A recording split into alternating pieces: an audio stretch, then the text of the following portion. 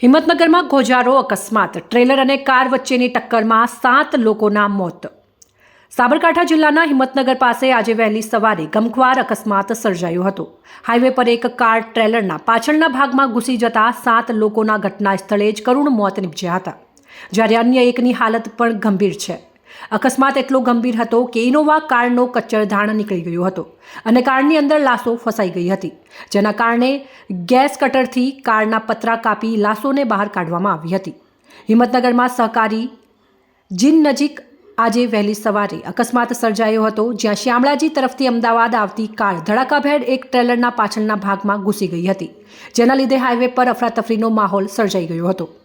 હાલમાં એકની હાલત ગંભીર છે, જેની સારવાર ચાલી રહી છે અને આ ઘટનાની જાણ થતાં જ હિંમતનગર પોલીસનો કાફલો ઘટના સ્થળે ધસી આવ્યો હતો. જોકે તમામ મૃતકો પણ અમદાવાદના જ રહેવાસી હોવાનું ખુલ્યું છે. પોલીસ તપાસમાં એવું જાણવા મળ્યું છે કે GJ01RU 0077 નંબરની ઇનોવા કાર પૂરપાટ ઝડપે શામળાજી તરફથી આવી રહી હતી.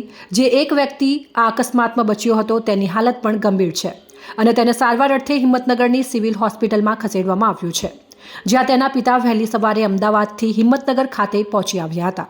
આ તમામ મૃતકોની લાશને PM અર્થે હિંમતનગર સિવિલ હોસ્પિટલમાં ખસેડવામાં આવી છે.